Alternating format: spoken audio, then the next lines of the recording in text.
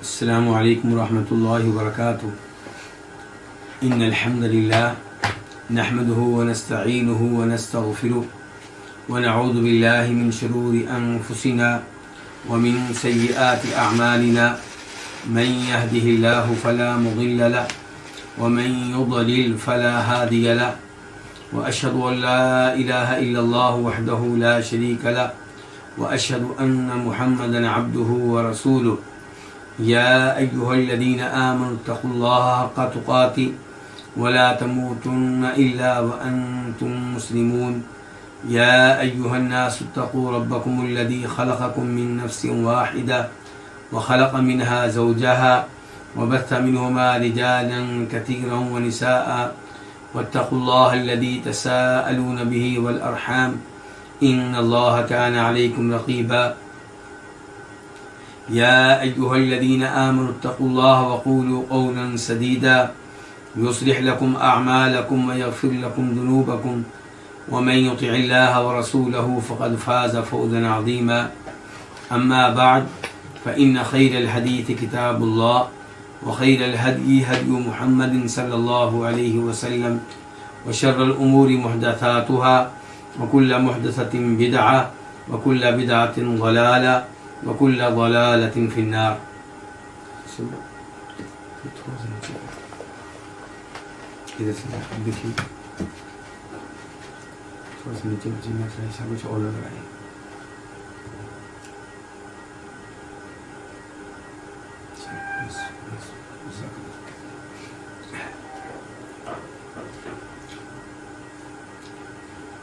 الوافی بما فی الصحیحین، صحیح بخاری اور صحیح مسلم کی احادیث پہ مشتمل ایک عظیم کتاب.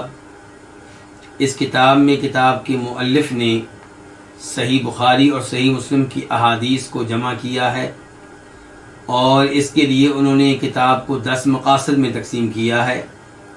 ان 10 مقاصد میں سے 9واں مقصد ہم پڑھ رہے ہیں، اور اس کا نام ہے التاریخ والسیرہ والمناقب، یعنی کہ وہ احادیث جن کا تعلق تاریخ سے ہے، نبی علیہ الصلوۃ والسلام کی سیرت سے ہے، اور آپ کے فضائل اور دیگر شخصیات کے فضائل و مناقب سے ہے. اس مقصد میں کئی کتب ہیں، ان میں سے چوتھی کتاب ہم آج شروع کریں گے. الکتاب الرابع الفضائل والمناقب. تو چوتھی کتاب دیگر شخصیات کے فضائل اور مناقب سے تعلق رکھتی ہے. الفصل الاول، اس میں پہلی فصل فضل الصحابہ و فضل قرنہم، صحابہ اکرام رضوان اللہ علیہم اجمعین کی فضیلت اور ان کے زمانے کی فضیلت. حدیث نمبر 1811 1811 قاف. اس حدیث کے بیان کرنے پہ اتفاق ہے امام بخاری کا اور امام مسلم کا.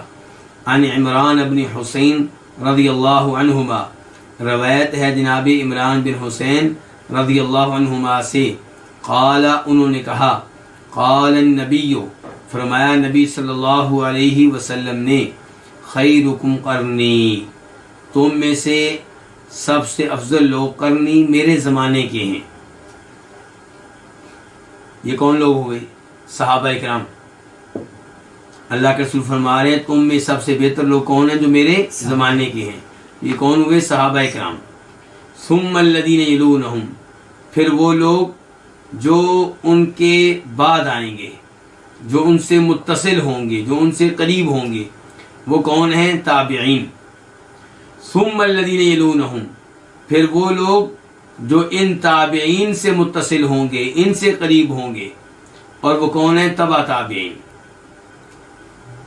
قال عمران، عمران کہتے ہیں حدیث کے راوی صحابی، لا ادری، مجھے معلوم نہیں، اذکر النبی صلی اللہ علیہ وسلم بعد قرنہ قرنین او ثلاثہ، کہ کیا نبی علیہ الصلوۃ والسلام نے اپنے زمانے کے بعد 2 زمانے ذکر کیے یا 3 زمانے ذکر کیے؟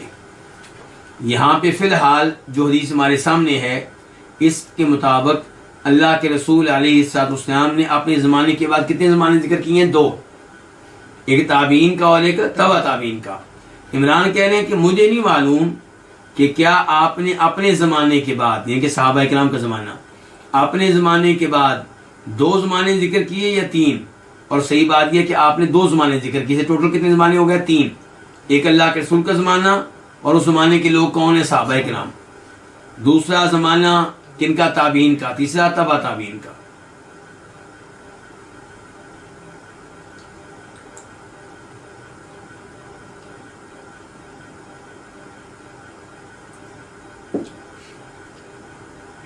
قال النبی صلی اللہ علیہ وسلم، فرمایا نبی صلی اللہ علیہ وسلم نے، ان بعدکم قوما یخونون ولا یؤتمنون، بے شک تمہارے بعد ایک ایسی قوم ہوگی جو خیانت کیا کریں گے، ولا یؤتمنون، اور ان پہ اعتماد نہیں کیا جائے گا، انہیں امانت دار نہیں گردانا جائے گا۔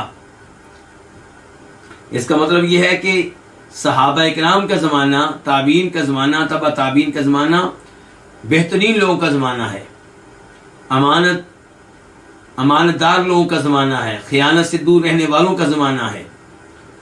لیکن بعد میں یہ زمانے آئیں گے، تمہارے بعد ایسے لوگ آئیں گے یخونون، جو خیانت کیا کریں گے، ولا یؤتمنون، اور انہیں امین نہیں سمجھا جائے گا، امانت دار نہیں سمجھا جائے گا، ویشہدون، اور وہ گواہی دیں گے، ولا یستشہدون، جبکہ ان سے گواہی طلب نہیں کی جائے گی۔ اس کا کیا مطلب ہے؟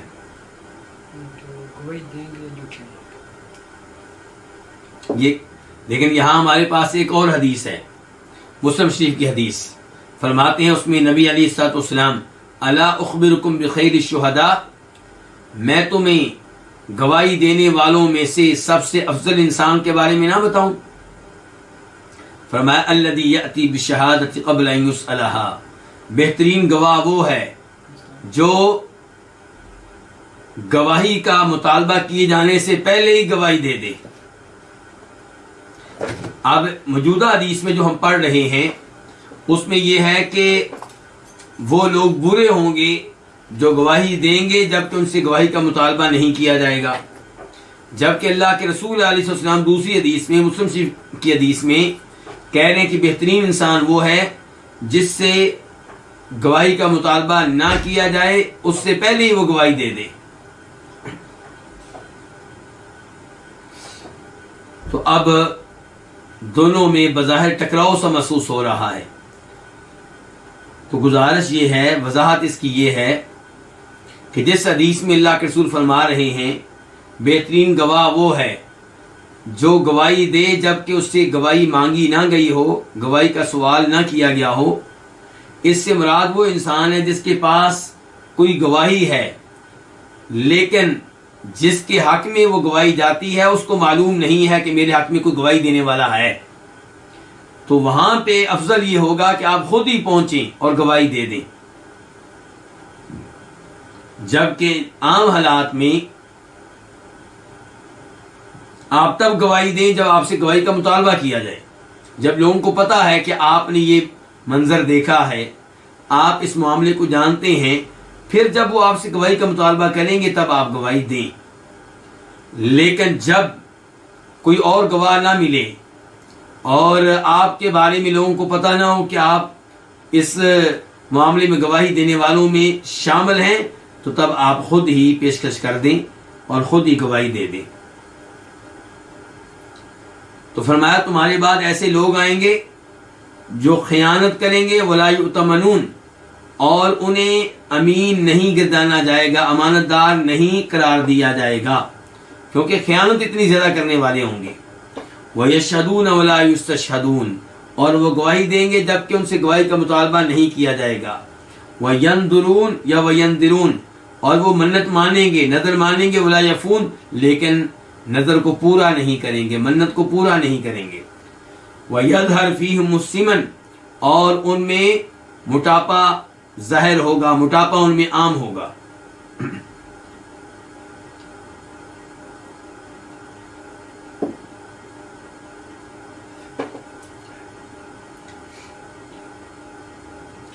یہ علامات موجودہ زمانے میں پائی جاتی ہیں، خیانت کرنے والے آپ کو کثرت سے ملیں گے، اور ایسے لوگ جن پہ آپ اعتماد کر سکیں، جن کے پاس کوئی چیز بطور امانت رکھ سکیں، بہت کم ملیں گے آپ کو۔ آج تو یہ صورتحال ہے کہ کئی ممالک میں اگر کہیں پہ واٹر کولر لگا ہوتا ہے تاکہ لوگ پانی پی سکیں، تو وہاں گلاس جو رکھا گیا ہوتا ہے اس کو زنجیر سے باندھ دیا جاتا ہے، کیونکہ خطرہ ہے کہ کوئی گلاس اپنے گھر نہ لے جائے۔ تو اس حد تک خیانت کا ارتکاب کیا جا رہا ہے۔ کئی لوگ مساجد سے چیزیں چرا کر لے جاتے ہیں، اور گواہی کی بھی یہی صورتحال ہے۔ کچہریوں کے باہر ایسے لوگ بیٹھے ہوتے ہیں جو غلط گواہی دینے کے لیے، جھوٹی گواہی دینے کے لیے تیار بیٹھے ہوتے ہیں، بس ان کو تھوڑے سے پیسے آپ دے دیں اور جس کیس میں چاہیں، جس معاملے میں چاہیں، ان کو گواہ بنا لیں۔ اور ایسے لوگ بھی ملیں گے جو منت مان لیتے ہیں لیکن پورا نہیں کرتے۔ جب مسائب میں پھنستے ہیں، مشکلات میں پھنستے ہیں، تب منت مان لیتے ہیں، اللہ سے وعدہ کر لیتے ہیں کہ یا اللہ مجھے بیٹا دے دے تو میں اسے قرآن کا حافظ بناؤں گا، دین کا عالم بناؤں گا۔ لیکن جب بیٹا مل جائے پھر کہتے ہیں مولوی صاحب کیا کریں، بیٹا بات نہیں مانتا۔ اور چوتھی نشانی آپ نے یہ بتائی کہ ان میں موٹاپا جو ہوگا عام ہوگا، یعنی کہ اس قدر دنیا میں رغبت ہوگی، کھانے پینے سے رغبت ہوگی، اور دوسری جانب کوئی محنت نہیں ہے دین کے لیے، تو اس صورتحال میں زیادہ کھانے پینے کی وجہ سے موٹاپا عام ہو جائے گا۔ اس کے بعد حدیث نمبر 1812 1812 قاف، اس حدیث کے بیان کرنے پہ اتفاق ہے، کس کس کا؟ امام بخاری کا اور امام مسلم کا۔ عن ابی سعید الخدری رضی اللہ عنہ، روایت ہے ابو سعید خدری رضی اللہ عنہ سے، جن کا نام ہے سعد بن مالک انصاری۔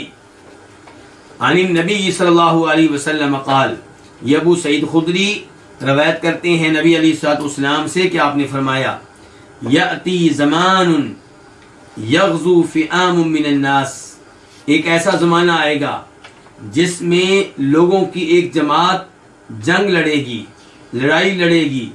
فیقال، تو کہا جائے گا، فیکم من صاحب النبی صلی اللہ علیہ وسلم، کیا تم میں کوئی ایسا شخص ہے جو نبی علیہ الصلوۃ والسلام کے ساتھ رہا ہو، جس نے آپ کی صحبت کا اعداد حاصل کیا ہو، جو آپ کا صحابی ہو؟ فیقال، تو جواب دیا جائے گا، جواب آئے گا، کہا جائے گا نعم، بالکل ہم میں ایسا شخص موجود ہے جسے یہ اعزاز ہے کہ وہ اللہ کے رسول علیہ السلام کے صحابہ کرام میں سے ایک ہے۔ فیفتح علیہ، چنانچہ اس کی وجہ سے فتح دے دی جائے گی۔ کس کی وجہ سے؟ اس صحابی کی وجہ سے اللہ تعالیٰ فتح دے دیں گے۔ ثم یأتی زمان، پھر ایک زمانہ آئے گا، فیقال، تو کہا جائے گا، فیکم من صاحب اصحاب النبی صلی اللہ علیہ وسلم، کیا تم میں کوئی ایسا ہے جو نبی علیہ السلام کے صحابہ کرام کا ساتھی رہا ہو، ان کی صحبت میں رہا ہو؟ فیقال نعم، تو کہا جائے گا ہاں۔ فیفتح، چنانچہ فتح دے دی جائے گی، یعنی کہ اس تابع کی وجہ سے فتح مل جائے گی۔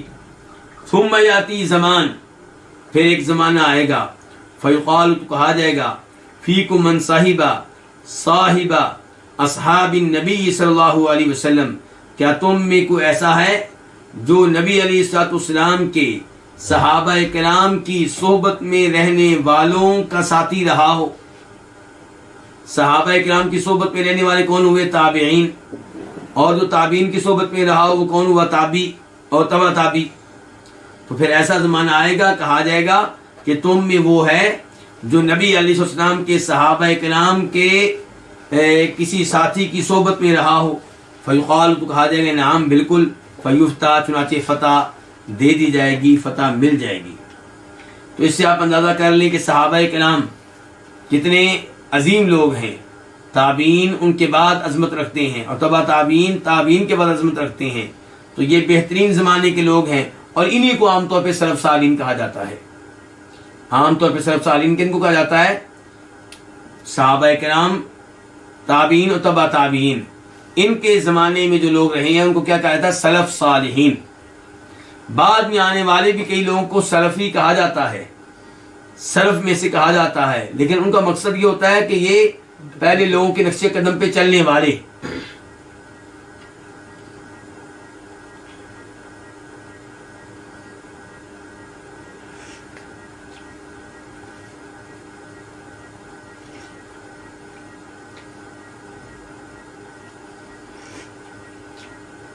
تو اس حدیث سے صحابہ کرام کی فضیلت بھی معلوم ہوئی اور ان کے زمانے کی بھی فضیلت معلوم ہوئی. حدیث نمبر 1813 1813 قاف. اس حدیث کے بیان کرنے پہ بھی اتفاق ہے امام بخاری کا اور امام مسلم کا. عن ابی سعید الخدری رضی اللہ عنہ، روایت ہے جناب ابو سعید خدری رضی اللہ عنہ سے، قال، انہوں نے کہا، قال النبی، فرمایا نبی علیہ الصلوۃ والسلام نے، لا تسبوا اصحابی، میرے ساتھیوں کو برا بلا نہ کہو.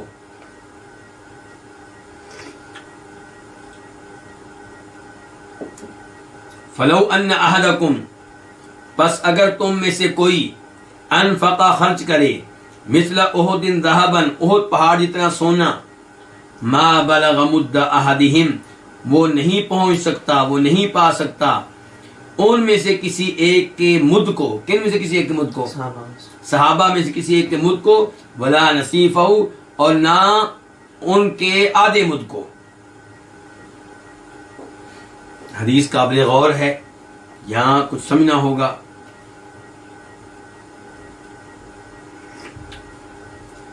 آپ فرما رہے ہیں اگر تم میں سے کوئی اوت پہاڑ کے برابر اللہ کی راہ میں گولڈ خرچ کرے، کتنا ہی گولڈ بن جائے گا؟ 1 کلو ہو جائے گا؟ 2 کلو؟ ٹنوں کے حساب سے ہوگا، کیونکہ اوت پہاڑ 7 کلومیٹر طویل ہے.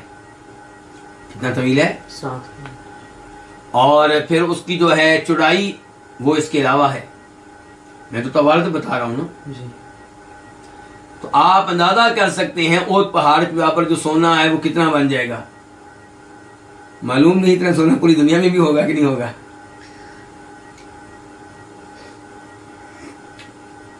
احد پہاڑ کے برابر کو سونا اللہ کی راہ میں دے. اور اللہ کے رسول علیہ الصلوۃ والسلام کے صحابہ کرام میں سے کسی صحابی نے اللہ کی راہ میں 1 مد گندم دی ہو، غلہ دیا ہو، اناج دیا ہو. 1 مد کتنا ہوتا ہے؟ آپ آدھا کلو کہہ سکتے ہیں، کیونکہ 1 سا میں کتنے ہوتے ہیں؟ سا جو ہے 2 کلو 100 گرام سے لے کر یعنی کہ 2500 گرام تک کہتے ہیں، 2500، یعنی کہ تقریباً آپ کہہ لیں کتنا؟ 2.5 کلو. ہم درمیانہ قول اختیار کر لیتے ہیں، کتنا؟ 2.5 کلو. اچھا 2.5 کلو جو ہے یہ 1 سا ہے، اور 1 سا میں کتنے مد ہوتے ہیں؟ 4. اس لحاظ سے 1 مد تقریباً آدھا کلو یا اس سے کچھ زیادہ بنا. اور ویسے علماء کرام یہ بتاتے ہیں، شیخ ابن باز وغیرہ، کہ وہ انسان جس کا قد معتدل ہو، ہاتھ معتدل ہو، نہ بہت لمبے قد والا ہو نہ بہت ہی چھوٹے قد والا ہو، تو اس کے یہ 2 جو ہاتھ ہیں ان میں جو کچھ آ جائے وہ کیا ہے؟ 1 مد ہے. 2 ہاتھوں میں جو غلہ آ جائے، جو اناج آ جائے، جو چیز آ جائے، وہ کیا ہے؟ 1 مد ہے. تو اللہ کے رسول فرما رہے ہیں میرے صحابی نے 2 ہاتھ بھر کر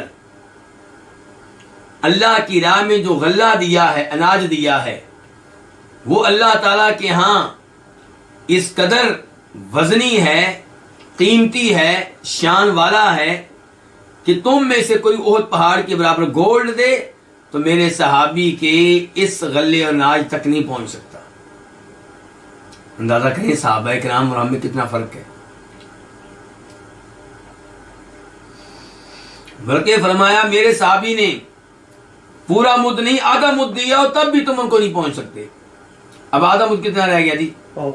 پاؤ یا 1 ہاتھ. یہ دیکھ لیں، 1 ہاتھ گندم یا کھجوریں یا جو اللہ کے رسول علیہ السلام کے کسی صحابی نے اللہ کی راہ میں خرچ کیا ہو اور ہم میں سے کوئی اور پہاڑ کے برابر گولڈ دے تو ہم اس صحابی کے صدقے تک نہیں پہنچ سکتے. ہمارا صدقہ ان کے صدقے کا مقابلہ نہیں کر سکتا. لیکن یہاں پہ ایک اشکال ہے اشکال یہ ہے کہ اس حدیث کے مخاطب کون ہیں؟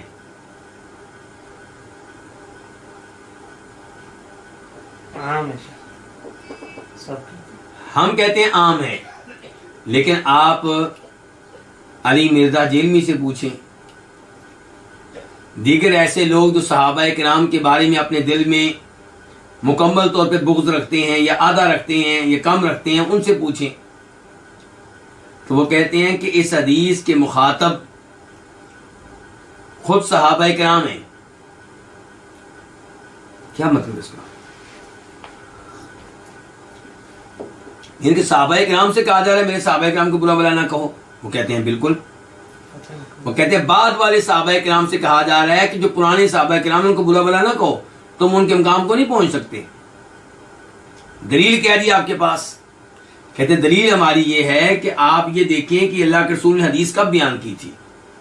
جب خالد بن ولید، اور یہ کون ہے؟ نئے مسلمان، جب نئے صحابی خالد بن ولید اور عبد الرحمن بن عوف، یہ کون ہیں؟ پرانے صحابی اشرف مبشرہ میں سے، ان کے مابین کو غلط فہمی پیدا ہو گئی، خالد بن ولید عبد الرحمن بن عوف کو برا بلا کہا، تو یہ معاملہ اللہ کے رسول تک پہنچا صلی اللہ علیہ وسلم، تو تب آپ نے کہا تھا خالد بن ولید اور ان جیسے لوگوں کو مخاطب کر کے کہ میرے صحابہ کو برا بلا نہ کہو۔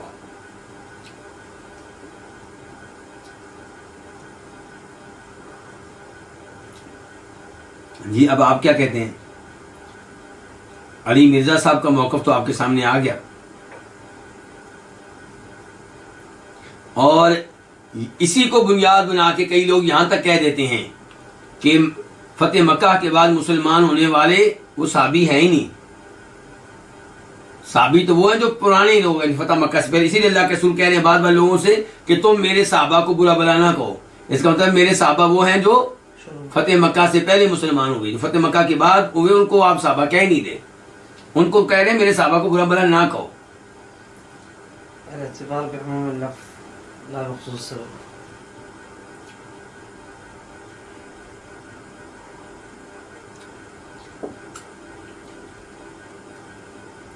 جی میرے پاس بیٹھے ہوئے شیخ محمد بن تقی الرحمن زیدی کہہ رہے ہیں کہ ہم نے یہ نہیں دیکھنا کہ اللہ کے رسول علیہ السلام یہ الفاظ کب کہے، کس کو مخاطب کر کے کہے، ہم نے دیکھنا ہے کہ کیا الفاظ کہے۔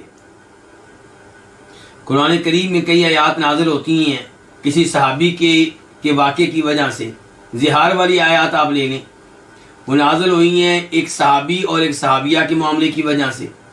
ایک صحابی نے اپنی بیوی کو کیا کہہ دیا تھا، ماں بہن، کہ تم میرے لیے میری ماں کی طرح ہو، تو اللہ نے کہا کہ زہار کر لو تو تمہیں یہ کفارہ پڑے گا۔ تو اب کیا ہم نے یہ دیکھنا ہے کہ یہ آیتیں ایک صحابی کے بارے میں نازل ہوئی ہیں تو یہ حکم انہی کے لیے ہے، یا قیامت تک کے ہر اس انسان کے لیے ہے جو زہار کر بیٹھے؟ قیامت تک آنے والے ہر انسان کے لیے۔ تو لا تسبوا اصحابی، یہاں پہ ایک تو علماء کرام یہ وعدے کرتے ہیں کہ اگر نئے صحابی کے لیے یہ جائز نہیں ہے کہ پرانے صحابی کو برا بلا کہے، تو جو صحابی نہیں ہے اس کے لیے کیسے جائز ہوگا کہ وہ کسی صحابی کو برا بلا کہے، چاہے کوئی پرانا صحابی ہو چاہے نیا صحابی ہو۔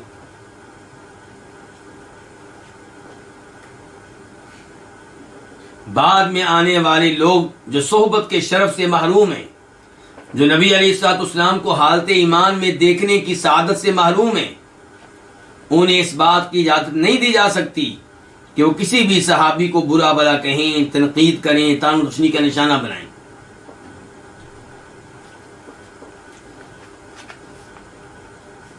جہاں تک تعلق ہے اس بات کا کہ صحابی کون ہے، تو صحابی ہر وہ انسان ہے جس نے ایمان قبول کیا اور ایمان و اسلام کی حالت میں نبی علیہ السلام کو دیکھا اور اسی دین اسلام پہ فوت ہوا۔ تو امیر معاویہ صحابی ہیں، خالد بن ولید صحابی ہیں، ابو سفیان صحابی ہیں، ان کی وائف صحابیہ ہیں، یہ سب لوگ صحابہ ہیں۔ ان سب نے حالت ایمان میں نبی علیہ السلام کو دیکھا ہے۔ البتہ یہ سچ ہے کہ فتح مکہ کے بعد مسلمان ہونے والے اور فتح مکہ سے پہلے مسلمان ہونے والے مقام و مرتبہ کے لحاظ سے برابر نہیں ہیں۔ اللہ تعالیٰ فرماتے ہیں سورہ حدید میں لا يستوی منکم من انفق من قبل الفتح وقاتل اولئک اعظم درجۃ من الذین انفقوا من بعد وقاتلوا وکلا وعد اللہ الحسنى۔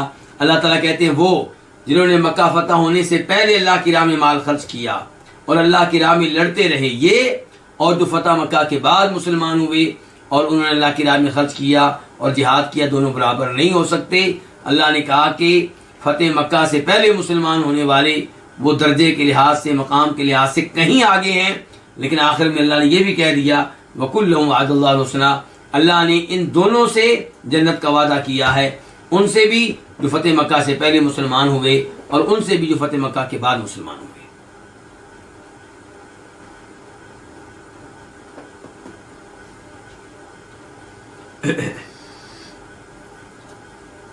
تو صحابہ کرام کو برا بلا کہنا خطرے سے خالی نہیں ہے، خصوصاً وہ صحابہ کرام جن کی شان نبی علیہ السلام نے نام لے کر بیان کی، ان کا جنتی ہونا بیان کیا۔ مثال کے طور پہ ابو بکر، عمر، عثمان، علی، عبد الرحمن بن عوف، سعد بن وقاص، ابو عبیدہ بن جراح، سعید بن زید، یہ وہ عظیم لوگ ہیں جن کا نام لے کے آپ نے ان کو جنت کی خوشخبری دی۔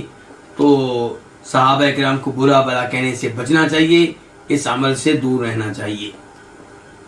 تو بہرحال ان تین احادیث سے صحابہ کرام کی شان معلوم ہو رہی ہے اور ان کے زمانے کی شان بھی اور ان کے زمانے کی فضیلت بھی معلوم ہو رہی ہے۔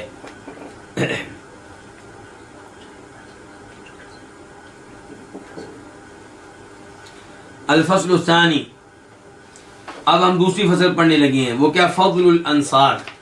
پہلے تھی فضیلت سب صحابہ کرام کی، اب خصوصی طور پہ فضیلت کن کی بیان ہوگی؟ انصاریوں کی۔ انصاری کون سے صحابہ کرام ہیں؟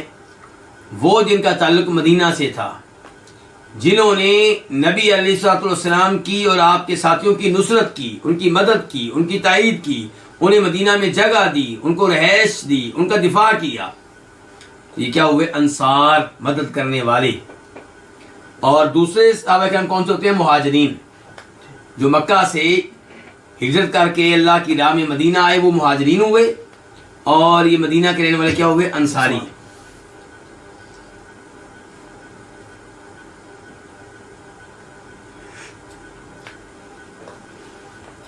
پہلا باب، حب الانصار و مکانتہم، انصاریوں سے محبت اور انصاریوں کا مقام و مرتبہ۔ حدیث نمبر 1814 1814 قاف، اس حدیث کے بیان کرنے پہ اتفاق ہے کس کا؟ امام بخاری اور امام مسلم کا۔ عن البراء بن عازب رضی اللہ عنہ، روایت ہے جناب براء بن عازب سے، وہ کہتے ہیں سمعت النبی صلی اللہ علیہ وسلم او قال، کہ میں نے نبی علیہ السلام سے سنا یا آپ نے کہا، قال النبی صلی اللہ علیہ وسلم، کہ فرمایا نبی علیہ السلام نے، الانصار لا يحبهم الا مؤمن، انصاری ان سے نہیں محبت کرے گا مگر وہ جو ایمان والا ہوگا۔ جو کون ہوگا؟ ایمان والا۔ ولا يبغضهم، اور ان سے بغض و دعوت نہیں رکھے گا مگر وہ جو منافق ہوگا۔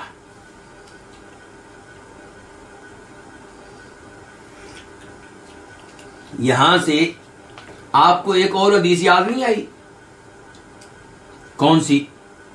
وہ حدیث جس میں فرماتے ہیں نبی علیہ السلام کہ اے علی، تو اس سے وہی محبت کرے گا جو ایمان والا ہوگا، اور تو اس سے وہی نفرت کرے گا، بغض و دعوت رکھے گا جو منافق ہوگا۔ ہمارا اس حدیث پہ بھی ایمان ہے، اس حدیث پہ بھی ایمان ہے۔ ہم معتدل قسم کے لوگ ہیں، ہم افراد و تفرید کے قائل نہیں ہیں۔ نہ ہم یہ کرتے ہیں کہ صحابہ کرام میں سے کسی صحابی کو اتنا بڑھائیں کہ اسے نبی والا مقام و مرتبہ دے دیں یا اللہ والا مقام و مرتبہ دے دیں۔ ہم جناب علی کو مشکل کشا نہیں مانتے، حاجت روا نہیں مانتے، ہم ان کے نام پہ بکرے ذبح نہیں کرتے، ہم مشکل وقت میں یہ نہیں کہتے یا علی مدد، کیونکہ یہ سارے امور انسان کو شرک میں داخل کر دیتے ہیں۔ دوسری جانب ہم جناب علی رضی اللہ عنہ کو وہی مقام و مرتبہ دیتے ہیں جو اللہ نے ان کو دیا ہے۔ وہ کیا مقام و مرتبہ ہے کہ پہلا نمبر ابو بکر کا، دوسرا عمر کا، تیسرا عثمان کا، چوتھا علی کا رضی اللہ تعالی عنہم جمیعا۔ اللہ ان سب پہ راضی ہو، بلکہ راضی ہو چکا۔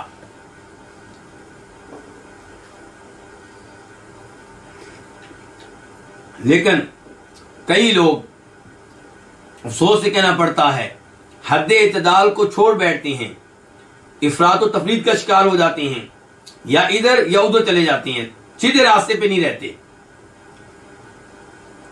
کچھ وہ ہوں گے جو جناب علی کی شان اتنی بیان کریں گے کہ خدائی صفات ان کو دیں گے، اللہ تعالیٰ والی صفات ان کو دیں گے، نبی علیہ السلام کی طرح ان کو معصوم قرار دیں گے، جبکہ معصوم صرف انبیاء کرام علیہم السلام ہیں اور کوئی معصوم نہیں ہے۔ اور کچھ جناب علی سے صحیح معنوں میں محبت نہیں کریں گے۔ ہم اللہ کے فضل و کرم سے جناب علی سے محبت کرتے ہیں، اور ان سے محبت کو ایمان کی نشانی سمجھتے ہیں، ان سے محبت کو اللہ کے قرب کا ذریعہ سمجھتے ہیں۔ ہمارا ایمان ہے کہ جناب علی سے محبت کرے گا، اس محبت کی وجہ سے اللہ کے قریب ہو جائے گا، اللہ سے اجر و ثواب حاصل کرے گا۔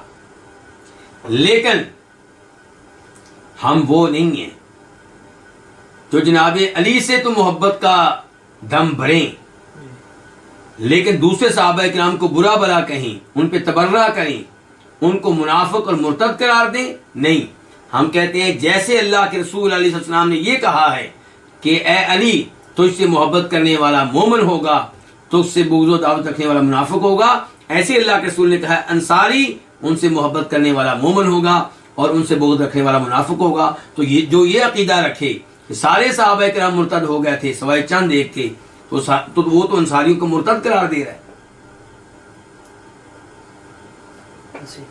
وہ تو واضح کر رہا ہے کہ پھر میں منافق ہوں۔ ہم اللہ کے فضل و کرم سے جناب علی سے بھی محبت کرتے ہیں، انصاریوں سے بھی محبت کرتے ہیں۔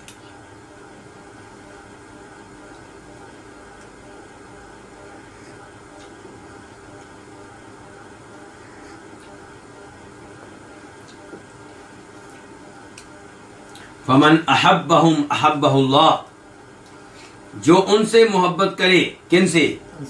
انصاریوں سے، اللہ تعالیٰ اس سے محبت کرے گا۔ اللہ اکبر۔ اللہ کی محبت حاصل کرنے کے لیے کیا کرنا پڑے گا؟ انصاریوں سے محبت کرنا ہوگی۔ اگر آپ چاہتے ہیں کہ اللہ کے محبوب بن جائیں، اگر آپ چاہتے ہیں کہ خود اللہ آپ سے محبت کرے، تو آپ اللہ کے عظیم بندوں انصاریوں سے محبت کریں۔ اور اللہ محبت کرے گا، ایسے پتہ چلا کہ اللہ تعالیٰ کی صفات میں سے ایک صفت کیا ہے کہ اللہ کئی بندوں سے محبت کرتا ہے، اور ہم اس صفت کو مانتے ہیں اور کوئی تعویل نہیں کرتے، کوئی تحریف نہیں کرتے۔ کئی لوگ اس صفت کا انکار کرتے ہیں، تعویل کرتے ہیں، کہتے ہیں جی اللہ محبت کرتا ہے، اس کا مطلب یہ نہیں کہ محبت کرتا ہے۔ ایک طرف مان رہے ہیں، دوسری طرف کیا کر رہے ہیں؟ انکار بھی کر رہے ہیں، یعنی کہ لفظ کی حد تک مانتے ہیں، مانا نہیں مانتے۔ کہتے ہیں دیکھیں سنیں ان کے الفاظ کہ اللہ تعالیٰ محبت کرتا ہے، اس کا مطلب یہ نہیں کہ اللہ واقعی محبت کرتا ہے۔ پھر کیا مطلب ہے جی؟ پھر کہتے ہیں اس کا مطلب یہ ہے کہ اللہ تعالیٰ وہ لوگ جن کے بارے میں آیا کہ اللہ ان سے محبت کرتا ہے، اللہ ان کے ساتھ خیر والا معاملہ فرماتا ہے، اللہ تعالیٰ ان پہ انعامات کی بارش کرتا ہے، اللہ انہیں نوازتا ہے، اللہ انہیں دیتا ہے۔ اور ہم کہتے ہیں کہ ہم سب سے پہلے یہ مانتے ہیں کہ اللہ حقیقی محبت کرتا ہے، اور پھر یہ کہتے ہیں کہ جن سے اللہ محبت کرے انہیں سب کچھ مل گیا، اللہ کے انعامات بھی مل گئے، اللہ کی خیر بھی مل گئی، اللہ کی نوازشات کی بھی بارش ہو گئی۔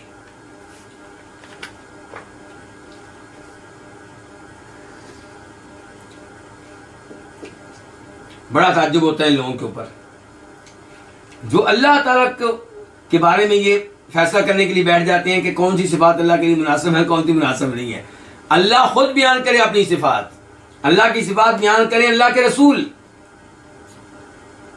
اور یہ آ کے بعد میں طے کریں نہیں یہ جو صفت اللہ نے بیان کی ہے یہ اللہ کے لیے مناسب نہیں ہے، اور یہ صفت جو اللہ کے رسول نے بیان کی اللہ تعالیٰ کے لیے یہ بھی مناسب نہیں ہے۔ انا للہ و انا الیہ راجعون۔ تو فمن احبہم، آپ کہہ لیں جو ان سے محبت کرے گا، کن سے؟ انصاریوں سے، اللہ تعالیٰ اس سے محبت کرے گا۔ ومن ابغضهم، اور جو ان سے بغض رکھے گا، ابغضہ اللہ، تو اللہ تعالیٰ اس سے بغض رکھے گا۔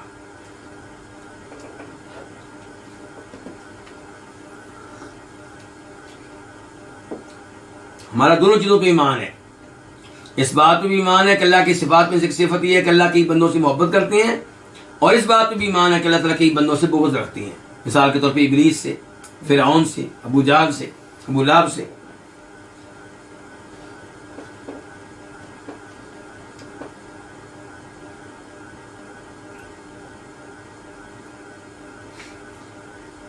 تو اس حدیث سے پتہ چلا کہ انصاریوں سے محبت بھی کرنی ہے اور انصاریوں کا مقام و مرتبہ بھی معلوم ہوا۔ اس کے بعد حدیث نمبر 1815 1815 قاف، اس حدیث کے بیان کرنے پہ بھی اتفاق ہے کس کس کا؟ امام بخاری، امام مسلم کا۔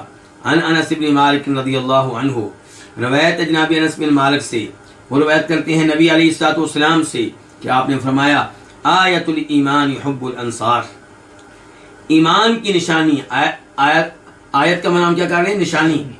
آیت کا معنی نشانی ہوا کرتا ہے، اور قرآن کریم کی آیتوں کو بھی آیتیں اس لیے کہتے ہیں کہ وہ آیتیں نشانیاں ہوتی ہیں کہ یہاں پہ آیت ختم ہو گئی، یہاں پہ ایک حصہ ختم ہو گیا۔ تو آیت الایمانی، ایمان کی نشانی کیا؟ حب الانصار، انصاریوں سے محبت کرنا۔ اللہ اکبر، انصاریوں سے محبت کرنا کیا ہے؟ ایمان کی نشانی ہے۔ وآیت النفاق بغض الانصار، اور منافقت کی نشانی کیا ہے؟ انصاریوں سے بغض رکھنا۔ اللہ اکبر۔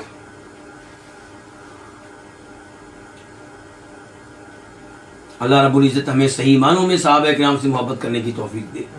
اسی لیے ہم کہتے ہیں کہ آپ لوگ علی مرزا جہلمی کی تقریریں نہ سنا کریں تاکہ آپ کے دلوں میں صحابہ کرام کی محبت باقی رہے، برقرار رہے۔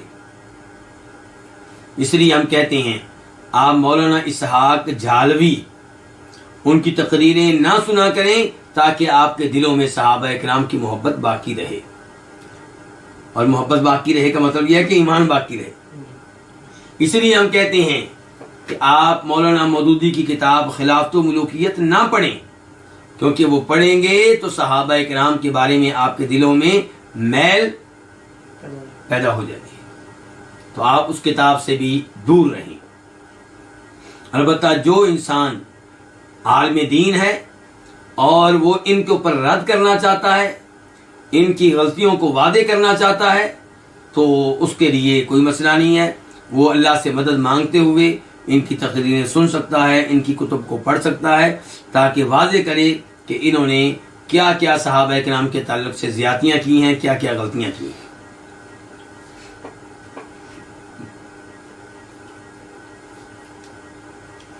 تو آیت الایمان حب الانصار، ایمان کی نشانی کیا ہے؟ انصاریوں سے محبت، اور موافقت کی نشانی کیا ہے؟ انصاریوں سے بغض و عداوت۔ اس کے بعد حدیث نمبر 1816 1816، اللہ سے دعا کریں کہ اللہ تعالی ہمیں اسی محبت میں موت دے، ورنہ فتنے بہت زیادہ ہیں، کچھ پتہ نہیں چلتا۔ اللہ سے دعا کیا کریں کہ اللہ تعالیٰ توحید کے اوپر اور انبیاء کرام علیہ السلام سے محبت اور ان کی تعظیم اور ان کے اوپر ایمان کی حالت میں اور صحابہ کرام سے محبت کی حالت میں موت دے۔ تو حدیث نمبر 1816 خا، اس حدیث کو روایت کرنے والے امام کون سے امام ہیں؟ بخاری۔ عن ابی ہریرہ رضی اللہ عنہ قال، روایت ہے جناب ابو ہریرہ سے، وہ کہتے ہیں کہ فرمایا رسول اللہ صلی اللہ علیہ وسلم نے، لولا الہجرۃ لکنت امرأ من الانصار، اگر ہجرت نہ ہوتی تو میں انصاریوں کا ایک فرد ہوتا، میں انصاریوں میں سے ایک آدمی ہوتا۔ کیا مطلب ہے اس کا؟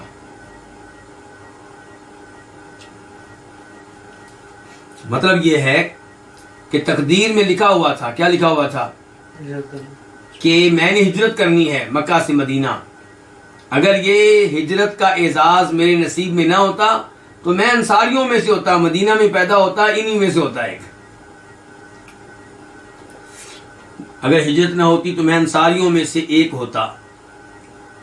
تو آپ اس سے اندازہ لگا سکتے ہیں کہ انصاری کتنے عظیم لوگ ہیں۔ کہ اللہ کے رسول کہہ رہے ہیں کہ اگر ہجرت نہ ہوتی تو میں انصاریوں میں سے ایک آدمی ہوتا. وَلَوْ سَلَكَ النَّاسُ وَادِيًا وَسَلَكَتِ الْأَنصَارُ وَادِيًا أَوْ شِعْبًا لَسَلَكْتُ وَادِيَ الْأَنصَارِ أَوْ شِعْبَ الْأَنصَارِ. ان الفاظ کا مفہوم بیان کرنے سے پہلے میں چاہوں گا کہ میں وضاحت کر دوں کہ الفاظ اللہ کے رسول نے کب کہے تھے صلی اللہ علیہ وسلم. حنین کی لڑائی میں مسلمانوں کو کیا ملی؟ فتح، اور بہت سا مال مسلمانوں کے ہاتھ میں آیا. ایسے ہی ہے جی. تو جب وہ مال تقسیم کرنے کی باری آئی تو نبی علیہ الصلوۃ والسلام نے انصاریوں کو نظر انداز کیا اور دیگر لوگوں کو مال دیا، خصوصاً ان قریشیوں کو جو ابھی مسلمان نہیں ہوئے تھے یا ابھی بھی ہوئے تھے.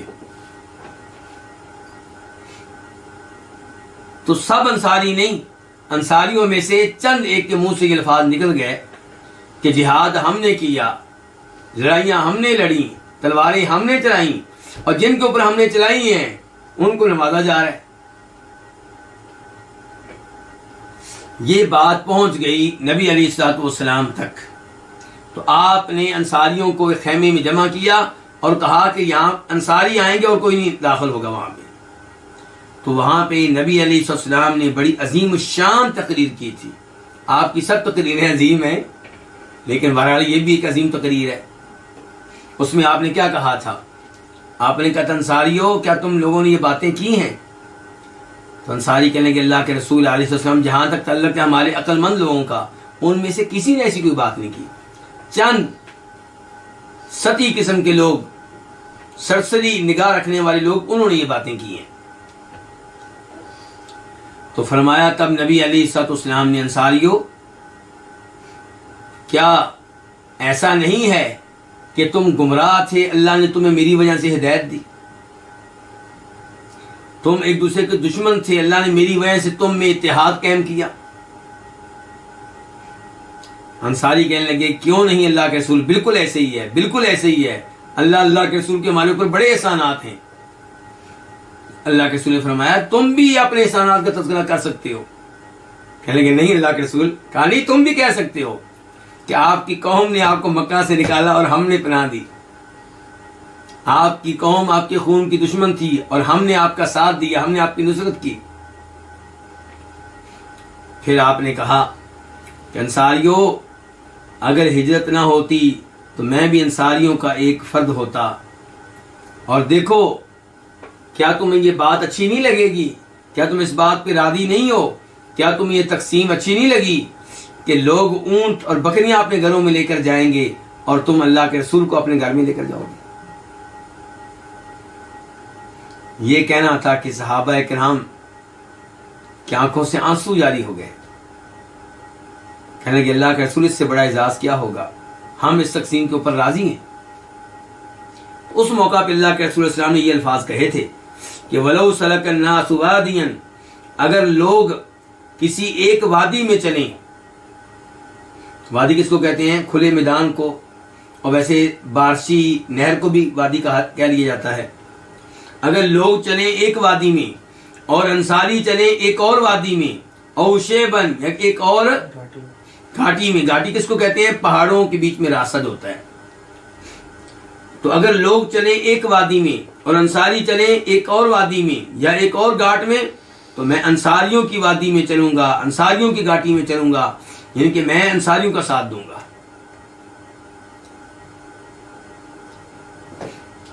اس سے آپ اندازہ لگا سکتے ہیں کہ نبی علیہ السلام کو کتنی محبت تھی انصاریوں سے، اور انصاریوں کا اسلام میں کیا مقام و مرتبہ ہے.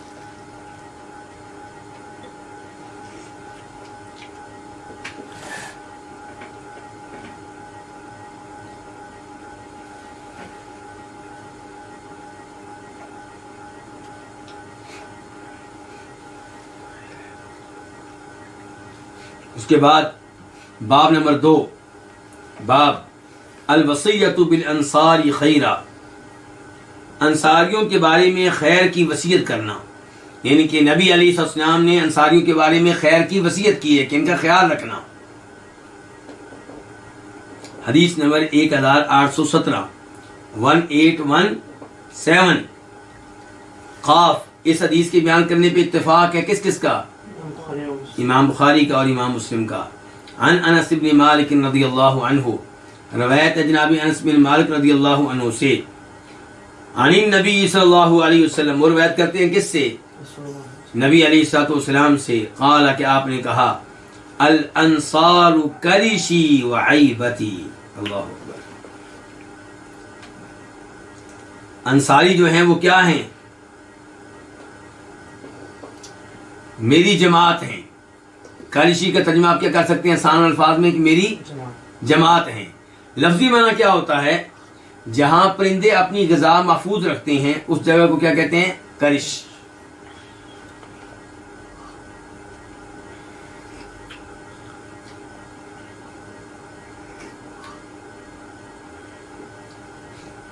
تو انصاری جو ہیں میری جماعت ہیں، وعیبتی، اور یہ میرے رازوں کے امین ہیں، یعنی یہ وہ لوگ ہیں جن کے اوپر میں اتنا اعتماد کرتا ہوں کہ ان کو میں راز بھی دے دیتا ہوں اپنے۔ راز ایسے نہیں کہ جو کوئی اللہ کے رسول کے کوئی الگ سے تھے، مطلب یہ ہے کہ مثال کے طور پہ اگر کہیں حملہ کرنا ہے تو سب کو آپ نہیں بتاتے تھے، تو کئی انسانیوں کو بتا دیا، مثال کے طور پر مثال دے رہا ہوں۔ تو یہ آپ کہہ رہے ہیں کہ انصاری جو ہیں قریشی، یہ میری جماعت ہیں، یہ میرا گروہ ہیں، وعیبتی، اور یہ میرے رازوں کے امین ہیں، والناس سیکثرون، اور لوگ ان قریب بڑھ جائیں گے، ویقلون، اور یہ انصاری کم ہو جائیں گے۔ یہ نبی علیہ السلام کی ایک پشین گوئی بھی ہے اور پوری ہوئی۔ آج آپ کو قریش کی طرف نسبت کرنے والے بہت ملیں گے، ہاشمیوں کی طرف نسبت کرنے والے بہت ملیں گے، لیکن انصاریوں کی طرف نسبت رکھنے والے ملیں گے لیکن بہت کم۔ تو آپ ہمارے لوگ ان قریب بڑھ جائیں گے اور انصاری کیا ہو جائیں گے؟ کم ہو جائیں گے۔ فاقبلوا من محسنہم وتجاوزوا عن مسیئہم، تو ان میں سے جو نیکوکار ہے اس کی نیکیاں قبول کرو، وتجاوزوا عن مسیئہم، اور ان میں سے جو غلطی کرنے والا ہے اس کو کیا کر دو؟ اس کی غلطیوں کو نظر انداز کر دو، یعنی کہ اگر کوئی کسی انصاری سے غلطی ہو جائے میرے بعد تو نظر انداز کر دینا، یعنی کہ حدود کے علاوہ یا لوگوں کے حقوق کے علاوہ اگر کوئی غلطی ہو جائے تو نظر انداز کر دینا، اور جو ان کی خوب نیکیاں ہوں انہیں قبول کرنا۔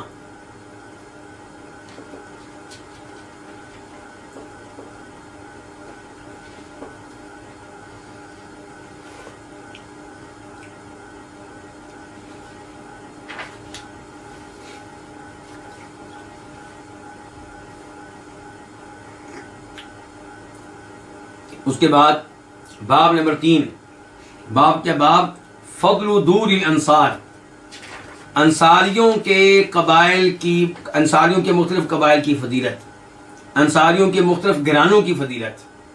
پہلے عام انصاریوں کی فضیلت، اب انصاریوں میں سے ایک ایک قبیلہ۔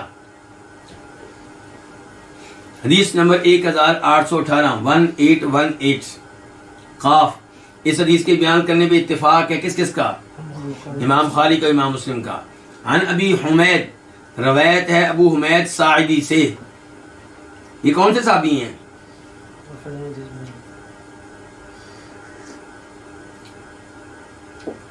یہ وہ صحابی ہیں جو 10 صحابہ کرام کے ساتھ بیٹھے تھے اور کہا تھا کہ میں تم میں سے سب سے بہتر جانتا ہوں کہ نبی علیہ السلام کی نماز کا طریقہ کار کیا تھا۔ وہ صحابہ کرام کہنے لگے کیوں بھائی، تم ہم سے بہتر کیسے جانتے ہو؟ نہ تم مسلمان ہونے میں ہم سے آگے ہو اور نہ کسی اور مسئلے میں تم ہم سے آگے ہو۔ ابو حمید نے کہا چلو ٹھیک ہے، پھر میں بتاتا ہوں طریقہ، آپ دیکھیں۔ ابو حمید نے طریقہ بتایا تو 10 کے 10 صحابہ کرام نے اس کی کیا کی؟ تائید کی۔ تو اسی طریقے میں انہوں نے بتایا کہ نبی علیہ السلام رفع الیدین کیا کرتے تھے، اور یہ آپ کے فوت ہونے کے بعد کا واقعہ ہے۔ 10 صحابہ کرام ایک ہی مجلس میں تائید کر رہے، اور اسی میں یہ بھی بتایا گیا تھا کہ پہلے اتحیات میں کیا کرنا ہے؟ پہلے اتحیات میں بیٹھنا ہے اس انداز سے کہ آپ بیٹھیں گے اپنے بائیں پاؤں پہ، اور دایاں پاؤں کیا کریں گے؟ کھڑا رکھیں گے، اور آخری تحیات میں آپ تبرک کریں گے، یعنی کہ اپنے بائیں چوتڑ پہ بیٹھیں گے، سنین پہ بیٹھیں گے، کیونکہ آپ نے اپنی جو بائیں ٹانگ ہے وہ تو دائیں ٹانگ کے نیچے سے ادھر نکال دینی ہے۔ پاک و ہند میں عام طور پہ لوگ تبرک نہیں کرتے، افسوس سے کہنا پڑتا ہے، تو یہ تبرک کرنا چاہیے۔ بہرحال یہ ہے وہ ابو حمید سعدی، تو یہ روایت کرتے ہیں نبی علیہ الصلوۃ والسلام سے کہ آپ نے فرمایا ان خیر دور الانصار دار بنی نجار، انصار کے گھرانوں میں سے، انصار کے قبائل میں سے سب سے افضل جو ہے وہ بنو نجار کا قبیلہ ہے، بنو نجار کا گھرانہ ہے، اور بنو نجار کا تعلق خزرج قبیلے سے ہے۔ انصاریوں کے بڑے قبیلے کون سے ہیں؟ خزرج اور اوس، تو یہ بنو نجار خزرج کا حصہ ہے۔ آپ نے کہا ثم بنی عبد الاشہل، بنو نجار کے بعد سب سے افضل قبیلہ کون سا ہے؟ بنی عبد الاشہل کا، یہ اوس میں سے ہیں۔ ثم دار بنی الحارث، پھر بنو حارث کا قبیلہ، ثم بنی ساعدہ، پھر بنی ساعدہ کا قبیلہ۔ کتنے کے نام لیا آپ نے؟ 1 2 3 4 کا۔ انصار کے قبائل میں سے کتنے کے نام لیا ہے؟ 4 کا۔ اس کے بعد فرماتے ہیں وفی کل دور الانصار خیر، اور انصار کے سبھی قبائل میں، انصار کے سبھی گھرانوں میں خیر کیا ہے؟ خیر موجود ہے، کیونکہ پچھلے حدیث میں آپ کہہ چکے ہیں، سب انصار کی تعریفیں کر چکے ہیں آپ، تو یہاں پہ پھر وضاحت کر دیا آپ نے کہ ان 4 کا نام لینے کا مطلب یہ نہیں ہے کہ باقی برے ہیں، سب میں خیر موجود ہے، لیکن کسی میں زیادہ ہے، کسی میں کیا ہے؟ کم ہے۔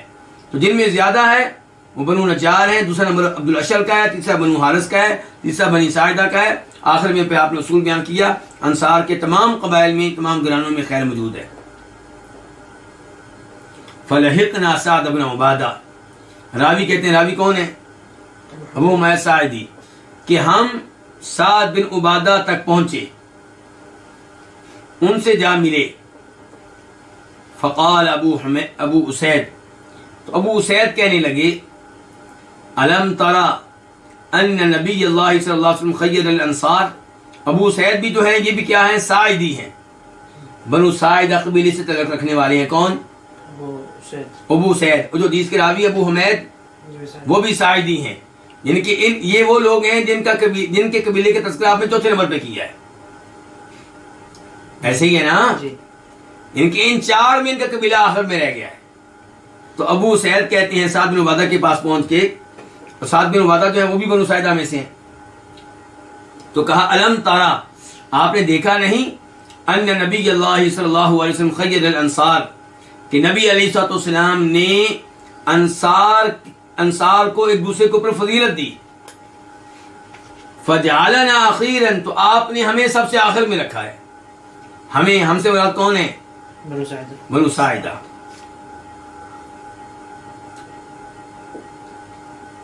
فأدرک سعد النبی صلی اللہ علیہ وسلم، تو سعد نے نبی علیہ السلام کو پایا، یعنی کہ آپ تک پہنچے۔ فقال، اور کہا یا رسول اللہ، اے اللہ کے رسول، خیر دور الانصار فجعلنا آخرا، کہ انصاریوں کے قبائل میں ایک کو دوسرے پہ فضیلت دی گئی، انصاریوں کے گھرانوں میں ایک کو دوسرے پہ فضیلت دی گئی، اور ہمیں سب سے آخر میں رکھا گیا ہے، شکوہ کیا۔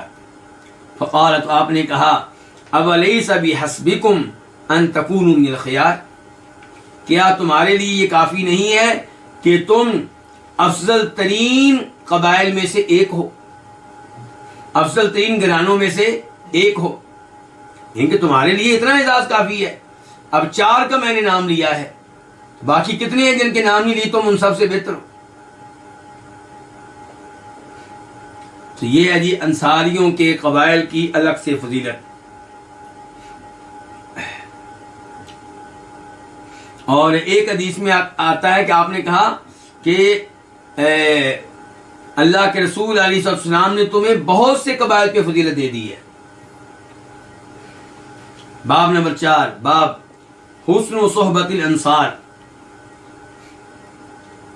انصاریوں کے ساتھ حسن سلوک سے رہنا۔ انصاریوں کے ساتھ رہتے ہوئے حسن سلوک کرنا. حدیث نمبر 1819 1819 قاف. اس حدیث کے بیان کرنے پہ اتفاق ہے کس کس کا؟ امام بخاری کا، امام مسلم کا. عن انس بن مالک رضی اللہ عنہ، روایت ہے جناب انس بن مالک سے. اور انس بن مالک کون ہیں؟ یہ انصاری ہیں. پیچھے ابو حمید سعدی نے حدیث بیان کی تھی، وہ بھی کیا تھے؟ انصاری تھے. انس بن مالک کہتے ہیں صحبت جریر بن عبد اللہ، میں جریر بن عبداللہ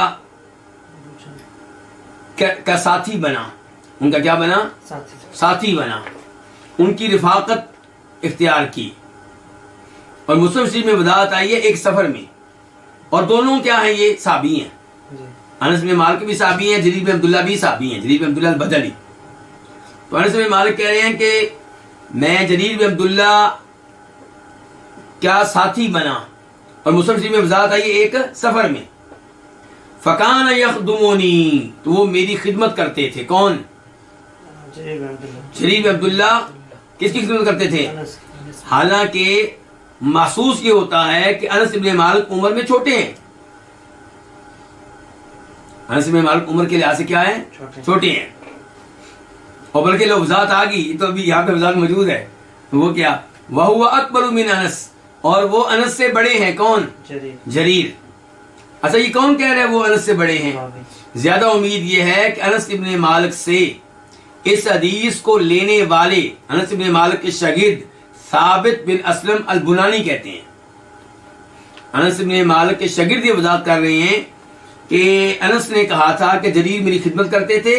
تو شاگرد کہتے ہیں حالانکہ وہ کون؟ جریر انس سے کیا ہے؟ بڑے. اچھا مسلم شریف میں یہاں پہ یہ بھی آیا ہے کہ فقلت له، انس کہتے ہیں میں نے ان سے کہا، کن سے؟ جریر سے، لا تفعل، آپ یہ کام نہ کریں. کہ میری خدمت آپ کیوں کر رہے ہیں؟ یہ کام نہ کریں آپ. قال جریر، جریر نے کہا انی رأیت الانصار یصنعون شیئا لا اجد احدا منهم الا اکرمته، کہ بے شک میں نے انصاریوں کو دیکھا ہے، یصنعون شیئا، وہ ایک کام کرتے ہیں. میں نے انصاریوں کو دیکھا وہ ایک کام کرتے تھے، تو لا اجد احدا منهم، میں ان میں سے کسی ایک کو نہیں پاتا مگر میں اس کی عزت کرتا ہوں. کیا مطلب ہے اس گفتگو کا؟ جریر عبداللہ کہنا چاہتے ہیں کہ میں نے انصاریوں کو دیکھا ہے کہ یہ نبی علیہ الصلوۃ والسلام کی تعظیم کرتے رہے، آپ کی خدمت کرتے رہے، آپ کی عزت کرتے رہے. تو اس لیے اب میں انصاریوں کی عزت کرتا ہوں کیونکہ انہوں نے میرے اللہ کے رسول کی بڑی قدر کی ہے. انہوں نے، اور مسلم شریف میں الفاظ یہ ہیں کہ میں نے علیہ تو قسم اٹھا لی ہے. کیا قسم اٹھا لی ہے؟ اللہ اصحب احدا منہم الا خدمتہ، کہ جس انصاری کے ساتھ میں کسی سفر میں رہا میں اس کی خدمت کیا کروں گا کیونکہ میرے اللہ کے رسول کا ساتھ دیتے رہے ہیں اور ان کی تائید کرتے رہے ہیں.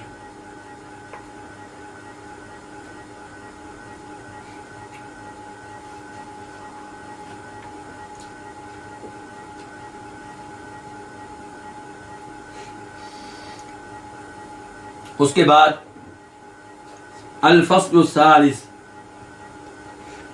تیسری فصل، اس میں کیا ہے؟ ذکر فضائل بعض المہاجرین، چند مہاجرین کے فضائل کا تذکرہ. سب مہاجرین کے نہیں بلکہ چند مہاجرین کے فضائل کا تذکرہ. یہاں پہ ایک سوال اٹھتا ہے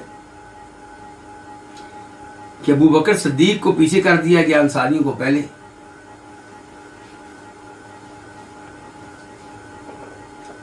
کیا کہیں گے؟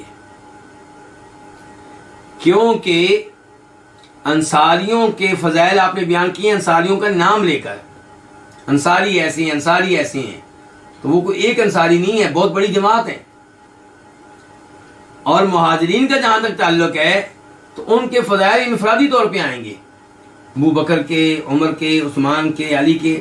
ایسا نہیں ہے کہ پورے مہاجرین کے بارے میں اس انداز میں آپ نے الفاظ استعمال کیے ہوں جس انداز سے آپ نے استعمال کیے کہ ان کے لیے، انصاریوں کے لیے. حالانکہ مہاجرین کی بڑی فضیلت ہے، قرآن کریم وغیرہ سے مل جائے گی. تو باب نمبر 1، باب فضل ابی بکر صدیق، ابو بکر صدیق رضی اللہ عنہ کی فضیلت، حدیث نمبر 1820 1820 قاف۔ اس حدیث کی بیان کرنے پہ اتفاق ہے کس کس کا؟ امام بخاری کا، امام مسلم کا۔ عن انس، روایت ہے کس سے؟ جناب انس بن مالک سے۔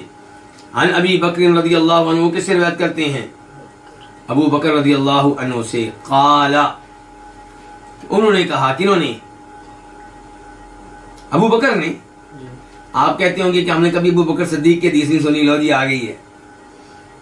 ویسے ابو بکر صدیق کی حدیث اتنی کم کیوں ہیں؟ خلافت میں مشہور ہے، اس لیے پہلے نمبر پہ کہ بہت پہلے فوت ہو گئے تھے۔ تابعین نے ہم تک وہ حدیث پہنچائی ہیں جو انہوں نے ان صحابہ کرام سے لی ہیں جن کو لمبی عمر ملی، جو اللہ کے رسول کے فوت ہونے کے بعد لمبا عرصہ رہے۔ ابو بکر صدیق تو بہت پہلے فوت ہو گئے تھے، اور پھر جو عرصہ تھا ان کا وہ بھی گزرا مرتدین کا مقابلہ کرتے ہوئے، جھوٹے مدعیان نبوت کا مقابلہ کرتے ہوئے، وغیرہ وغیرہ۔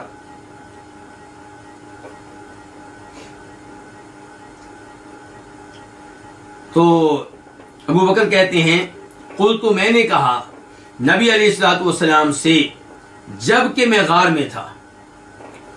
یہ کون سے غار کی بات ہو رہی؟ غار ثور کی۔ جب جناب ابو بکر اور نبی علیہ الصلوۃ والسلام غار ثور میں چھپے ہوئے تھے، اور دوسری حدیث میں وضاحت آتی ہے، ابو بکر کہتے ہیں کہ میں نے سر اٹھایا تو مجھے قریشیوں کے قدم نظر آئے، پاؤں نظر آئے، غار میں سے ان کے پاؤں نظر آئے۔ اب ابو بکر صدیق پریشان ہو گئے۔ پریشانی کیا تھی؟ پریشانی یہ تھی کہ یہ ظالم کہیں نبی علیہ السلام کو نقصان نہ پہنچا دیں۔ یاد رکھیے گا، پریشانی اپنی نہیں تھی، کس کی تھی؟ نبی علیہ السلام کی پریشانی تھی۔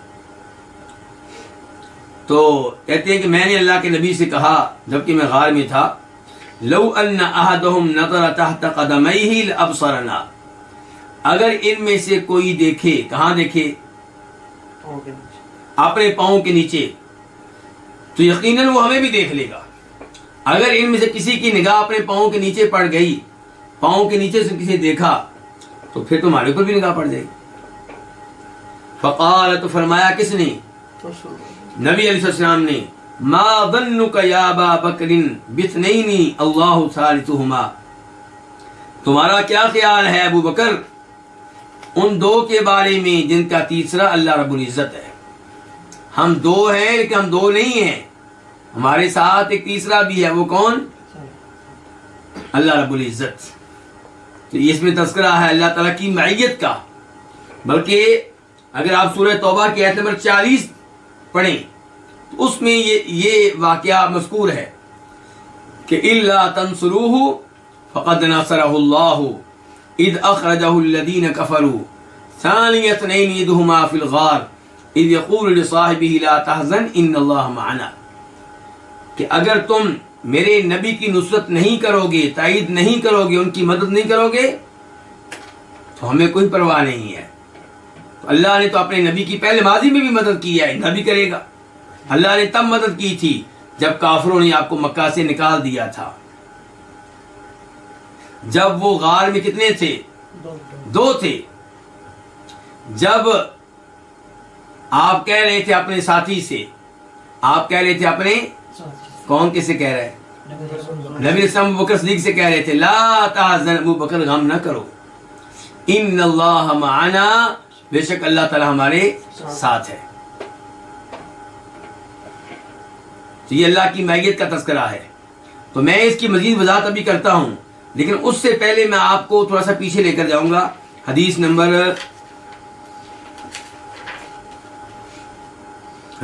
1813، آپ نے کیا کہا؟ لا تسبوا اصحابی، میرے ساتھیوں کو برا بلا نہ کہو۔ تو یہاں مخاطب آپ کس کو کر رہے تھے؟ خالد بن ولید اور ان جیسے لوگوں کو، اور شان کن کی بیان کر رہے تھے؟ عبد الرحمن بن عوف اور ان جیسے پرانے صحابہ کرام کی۔ ایسے ہی ہے جی۔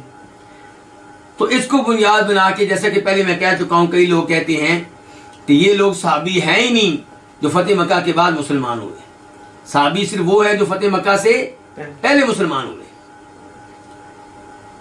کیونکہ نبی علیہ السلام نے خالد بن ولید اور ان کے ساتھیوں کو مخاطب کر کے کہا کہ میرے صحابہ کرام کو برا بھلا نہ کہو۔ تو یہیں سے مجھے یاد آ گئی بخاری کی حدیث، جب نبی علیہ السلام نے عمر فاروق کو مخاطب کر کے کہا تھا ابو بکر صدیق کے بارے میں، فَهَلْ أَنْتُمْ تَارِكُوا لِي صَاحِبِي، گفتگو کیسے کر رہے ہیں؟ عمر فاروق سے کہہ رہے ہیں تم لوگ میرے صحابی کون ابو بکر کو تنگ کرنا ترک نہیں کرو گے؟ تو کیا عمر فاروق پھر صحابی نہیں ہے؟ عمر فاروق کو مخاطب کر کے آپ کہہ رہے ہیں کہ ابو بکر میرے صحابی کو، میرے ساتھی کو تم لوگ تنگ کرنا ترک نہیں کرو گے؟ ان کے دونوں کے درمیان کوئی غلطفہمی پیدا ہو گئی تھی، اور ابو بکر صدیق کہتے ہیں کہ زیادتی مجھ سے ہوئی ہے، لیکن ابو بکر صدیق نے عمر فاروق سے معذرت کی تھی، انہوں نے قبول نہیں کی۔ تو نبی علیہ السلام یہاں پہ ڈانٹ رہے ہیں عمر فاروق کو، اور آخر میں یہ کہتے ہیں کہ کیا تم لوگ میرے ساتھی کو ستانا ترک نہیں کرو گے، ستانے سے باز نہیں آؤ گے؟ تو کہنے کا مطلب یہ ہے کہ آپ نے ابو بکر کو صحابی کہا ہے اور مخاطب عمر فاروق کو کیا ہے، اس کا مطلب یہ نہیں ہے کہ عمر فاروق صحابی نہیں ہے، وہ بھی صحابی، وہ بھی صحابی۔ چلیں جی، اب آتے ہیں ادھر میت کے مسئلے کی طرف۔ یہاں پہ کیا کہا جا رہا ہے کہ ابو بکر ہم دو ہیں، تیسرا ہمارے ساتھ کون ہے؟ اللہ تعالیٰ۔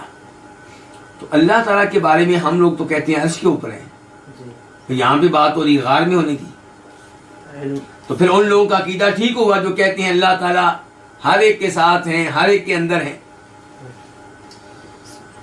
تو گزارش یہ ہے کہ ان کا عقیدہ غلط ہے، صحیح عقیدہ یہ ہے کہ اللہ کہاں ہے؟ عرش پر، اللہ اوپر ہے، سب سے بلند، ساری مخلوقات سے اوپر۔ لیکن اللہ اوپر ہونے کے باوجود علم کے اعتبار سے، قدرت کے اعتبار سے، دیکھنے کے اعتبار سے، سننے کے اعتبار سے، اپنی مخلوق پہ کنٹرول رکھنے کے اعتبار سے ہر ایک کے ساتھ ہے۔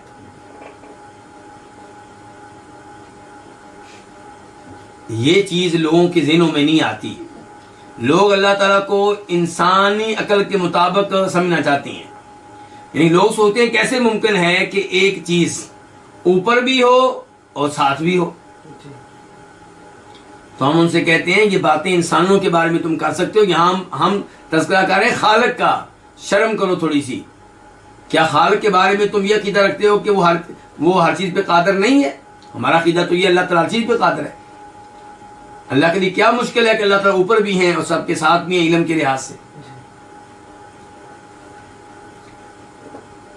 اللہ کی ادنا مخلوق چاند کو نہیں دیکھا؟ چاند کہاں ہوتا ہے؟ اوپر، اور اس کی چاندنی ہر ایک کے ساتھ۔ سورج کہاں ہوتا ہے؟ اوپر، اور اس کی روشنی، اس کی دھوپ ہر ایک کے ساتھ۔ یہ اللہ کی دو ہلکی سی مخلوقات ہیں، تو اللہ کی شان کے کیا کہنے۔ اچھا، یہ کون سی میت کا تذکرہ ہے؟ خاص میت تھی کہ عام؟ خاص۔ میت دو طرح کی ہوتی ہے، ایک میت عامہ، ایک میت خاصہ۔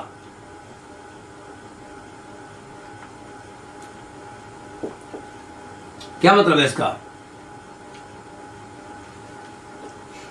ایک یہ ہے کہ اللہ تعالیٰ ہر ایک کے ساتھ ہے، اور ایک یہ ہے کہ اللہ تعالیٰ اپنے نیک بندوں کے ساتھ ہے۔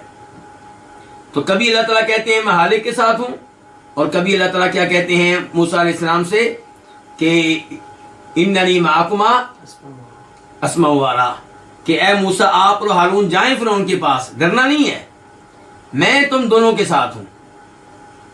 یہاں پہ غور کیجئے گا ذرا، میں تم دونوں کے ساتھ، اس کا مطلب ہے فرعون کے ساتھ نہیں ہوں، ایسے ہی ہے نا؟ بالکل۔ اللہ تعالیٰ تم دونوں کے ساتھ ہوں، اس کا مطلب یہ ہوگا فرعون کے ساتھ نہیں ہوں۔ اور اگر اللہ تعالیٰ فرعون کے ساتھ بھی ہیں تو پھر موسیٰ علیہ السلام کو کیا حوصلہ ملا، ہارون علیہ السلام کو کیا حوصلہ ملا؟ اور یہاں پہ اللہ کے رسول غار میں کہہ رہے ہیں کہ اللہ ہمارے ساتھ ہے، اس کا مطلب یہ ہے کہ اللہ ہمارے ساتھ ہے، جو باہر مشرک کھڑے ہیں ان کے ساتھ اللہ نہیں ہے۔ اگر اللہ ان کے ساتھ بھی ہے، ان کے ساتھ بھی ہے، تو پھر حوصلہ کس بات کا؟ تو جواب یہ ہے اس کا کہ میت دو طرح کی ہوتی ہے، ایک عام، ایک خاص۔ عام میت کیا ہے کہ اللہ تعالیٰ ہر ایک کے ساتھ ہیں، سننے کے لحاظ سے ہر ایک کی باتوں کو سن رہے ہیں، دیکھنے کے لحاظ سے ہر ایک کو دیکھ رہے ہیں، قدرت کے لحاظ سے ہر ایک اللہ کی قدرت میں ہے، علم کے لحاظ سے۔ اور ایک ہے اللہ تعالیٰ کا خاص طور پہ کسی کے ساتھ ہونا، وہ کیا ہے؟ اس کی مدد کرنا، اس کی تائید کرنا، اسے خیر کے کام کرنے کی توفیق دینا۔ یہ جو اللہ کی خاص میت ہے، یہ اللہ کے نیک بندوں کے ساتھ ہوتی ہے، بد کے ساتھ نہیں ہوتی۔ تو جب اللہ کے رسول کہہ رہے تھے کہ اللہ ہمارے ساتھ ہے، اس کا مطلب یہ ہے کہ اللہ کی تائید، مدد، توفیق، اللہ مدد کے لحاظ سے، توفیق دینے کے لحاظ سے، حفاظت کرنے کے لحاظ سے ہمارے ساتھ ہے، ان کے ساتھ نہیں ہے۔ اللہ تعالی ہمیں اپنی خاص معیت ہمارے نصیب میں فرمائے۔ اس کے بعد ہے حدیث نمبر 1821۔ اچھا، اس پہلی حدیث سے ابو بکر صدیق کی شان کیسے معلوم ہوئی؟ نبی کے ساتھ ہی اللہ کے ساتھ۔ ایک تو یہ کہ نبی علیہ السلام نے ان کو منتخب کیا اپنے اس عظیم سفر کے لیے۔ نمبر 2، غار میں 3 دن اکیلے ابو بکر اللہ کے رسول کے ساتھ رہے ہیں، آپ کی صحبت کو تنہا پایا ہے، آپ کی توجہ کو تنہا حاصل کیا ہے، اور اس کے بعد ابو بکر صدیق نے آپ کی حفاظت کا اعزاز حاصل کیا ہے، اور اس کے بعد اللہ کی خاص معیت ان کو ملی ہے۔ کون سی معیت ملی ہے؟ خاص معیت۔ اس کے بعد حدیث نمبر 1821 1821 قاف، اس حدیث کے بیان کرنے پہ اتفاق ہے کس کس کا؟ امام بخاری کا اور امام مسلم کا۔ عن ابی سعید الخدری رضی اللہ عنہ، روایت ہے جناب ابو سعید خدری رضی اللہ عنہ سے، ان رسول اللہ صلی اللہ علیہ وسلم جلس علی المنبر، کہ بے شک رسول اللہ صلی اللہ علیہ وسلم بیٹھ گئے کس پہ؟ منبر پہ۔ فقال، تو آپ نے کہا، ان عبدا خیرہ اللہ بین یؤتیہ من زہرۃ الدنیا ما شاء وبین ما عنده فاختار ما عنده، کہ بے شک ایک بندہ اسے اللہ نے اختیار دیا۔ کیا اختیار دیا؟ اسے اللہ نے اختیار دیا اس کے درمیان کہ اللہ اس کو دیں گے دنیا کی زیب و زینت، دنیا کا ساز و سامان، دنیا کی رونق، ما شاء، جتنی وہ چاہے، وبین ما عنده، اور اس کے درمیان جو اللہ کے پاس ہے۔ کیا مطلب ہے اس کا؟ یعنی کہ اللہ تعالیٰ نے ایک بندے کو اختیار دیا کہ دنیا کی جتنی زیب و زینت لینی ہے وہ لے لو، یا جو اللہ کے پاس نعمتیں ہیں جنت وغیرہ وہ لے لو۔ سمجھے بات؟ بے شک ایک بندہ نکرہ کا لفظ ہے، بے شک ایک بندے کو اللہ نے اختیار دیا، اختیار 2 چیزوں کے درمیان دیا کہ 2 میں سے ایک کو اختیار کر لیں۔ وہ 2 چیزیں کون سی ہیں؟ بے شک ایک بندے کو اللہ نے اختیار دیا اس کے درمیان کہ اللہ تعالیٰ اس کو دیں گے دنیا کی زیب و زینت میں سے جو چاہیں، اور اس کے درمیان جو اس کے پاس ہے۔ کس کے پاس؟ اللہ کے پاس۔ فاختار، تو اس بندے نے اختیار کیا ما، ان چیزوں کو عندہ، جو کس کے پاس ہے؟ اللہ کے پاس ہے۔ یعنی کہ آخرت کو اختیار کیا، موت کو اختیار کیا، فوت ہونے کو اختیار کیا۔ فبکا ابو بکر، تو ابو بکر رونے لگے، وقال، اور کہنے لگے، فدیناک بآبائنا وامہاتنا، آپ پہ قربان ہو ہمارے باپ اور ہماری مائیں۔ فعجبنا لہ، ہمیں ان پہ تعجب ہوا۔ یہ کون کہہ رہے ہیں؟ کون سے صحابی؟ ابو سعید خدری کہہ رہے ہیں تعجب کس پہ ہوا؟ ابو بکر پہ۔ وقال الناس، اور لوگوں نے کہا، تعجب کی وضاحت کیا تعجب تھا؟ لوگوں نے کہا، انظروا الی ھذا الشیخ، دیکھو ان بابا جی کی طرف، دیکھو ان بزرگوں کی طرف۔ یخبر رسول اللہ صلی اللہ علیہ وسلم عن عبد خیرہ اللہ بین یؤتیہ من زہرۃ الدنیا وبین ما عنده ویقول فدیناک بآبائنا وامہاتنا۔ دیکھو ان بزرگوں کی طرف کہ اللہ تعالیٰ کے رسول خبر دے رہے ہیں کسی بندے کے بارے میں کہ اللہ نے ان کو اختیار دیا ہے اس کے مابین جو اللہ اس کو دیں گے دنیا کی زیب و زینت میں سے، اور اس کے مابین جو اللہ کے پاس ہے۔ وَهُوَ يَقُولُ، اور یہ بزرگ کہہ رہے ہیں کہ آپ پہ ہمارے باپ اور ہماری مائیں قربان ہوں۔ ہمارے ماں باپ قربان ہوں کہنے کا مطلب یہ تھا کہ جیسے وہ بندہ جانے والا ہے، جیسے وہ بندہ جانے والا ہے۔ اور اللہ ابو بکر رو بھی رہے ہیں، دیگر روایات سے پتہ چلتا ہے کہ تعجب ہوا ان کے رونے پہ، اس میں رونے والی کون سی بات ہے؟ فکان رسول اللہ صلی اللہ علیہ وسلم هو المخیر، تو نبی علیہ الصلوۃ والسلام وہ تھے جن کو اختیار دیا گیا تھا ابو سعید خدری کہتے ہیں بعد میں پتا چلا کہ جس بندے کا اللہ کے رسول تذکرہ کر رہے تھے وہ بندے خود آپ تھے، کہ اللہ نے آپ کو اختیار دیا کہ دنیا میں رہنا ہے تو دنیا میں رہ لیں، اور آخرت میں منتقل ہونا ہے تو آخرت میں منتقل ہو جائیں۔ وَهُوَ يَقُولُ، اور وہ کہہ رہے ہیں کہ فَدَيْنَاكَ بِآبَائِنَا وَأُمَّهَاتِنَا، تو اللہ کے رسول هو المخیر، وہ تھے جن کو اختیار دیا گیا۔ وَكَانَ أَبُو بَكْرٍ هُوَ أَعْلَمَنَا بِهِ، اور ابو بکر اس بات کو ہم میں سے سب سے زیادہ جاننے والے تھے، علم میں سب سے آگے ابو بکر تھے۔ ان کو پتا چل گیا کہ کس بندے کی بات ہو رہی، باقی لوگوں کو پتا نہیں چل سکا۔ تو اس حدیث سے پتا چلا ابو بکر صدیق کے علم کا، صحابہ کرام میں ان کے مقام و مرتبے کا، اور ان کی اللہ کے رسول علیہ السلام سے محبت کا کہ رونے لگے۔ حدیث نمبر 1822 1822 قاف، اس حدیث کے بیان کرنے پہ اتفاق ہے کس کس کا؟ امام بخاری کا اور امام مسلم کا۔ عن جبیر بن مطعم، روایت ہے جناب جبیر بن مطعم سے، قال، وہ کہتے ہیں اتت امرأۃ النبی صلی اللہ علیہ وسلم، ایک عورت آئی کس کے پاس؟ نبی علیہ السلام کے پاس۔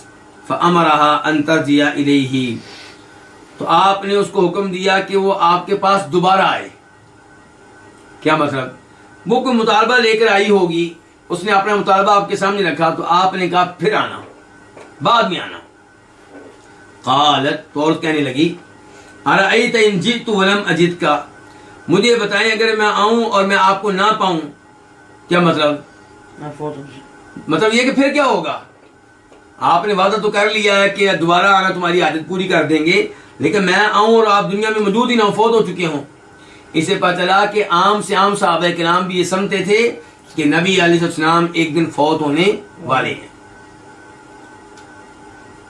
ارأیت، آپ مجھے بتائیں ان جی تو اگر میں آؤں ولم اجدک، اور میں آپ کو نہ پاؤں، کأنہا تقول الموت، گویا کہ وہ موت مراد لے رہی تھی، آپ کا فوت ہونا مراد لے رہی تھی۔ قال صلی اللہ علیہ وسلم، تو آپ نے فرمایا ان لم تجدینی، اگر تم مجھے نہ پاؤ، فأتی ابا بکر، تو ابو بکر کے پاس چلی جانا، ابو بکر کے پاس آ جانا۔ اس حدیث سے شان معلوم ہوئی ابو بکر کی، کیا شان؟ اشارہ کہ نبی علیہ السلام کے بعد جس نے حکمران بننا ہے، خلیفہ بننا ہے، وہ کون ہوں گے؟ ابو بکر ہوں گے۔ اسی لیے آپ اس عورت سے کہہ رہے ہیں کہ میرے بعد ابو بکر سے رابطہ کرنا۔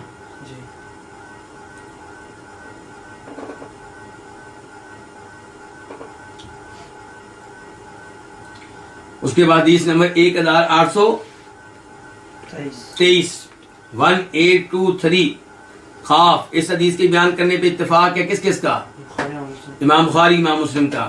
عن عمرو بن العاص رضی اللہ عنہ، روایت ہے جناب عمرو بن عاص سے، ان النبی صلی اللہ علیہ وسلم بعثہ علی جیش ذات السلاسل، کہ نبی علیہ السلام نے ان کو لشکر ذات سلاسل پہ کمانڈر مقرر کیا، اس کا کمانڈر بنا کر ان کو بھیجا۔ فاتیتو، کہتے ہیں کہ میں اللہ کے رسول کے پاس آیا، کون کہہ رہے ہیں؟ فقلت، میں نے کہا ای الناس احب الیک، لوگوں میں سے سب سے زیادہ آپ کے ہاں محبوب کون ہے؟ آپ کو سب سے زیادہ محبت کس سے ہے؟ اچھا، یہ سوال کرنے کا مقصد کیا تھا؟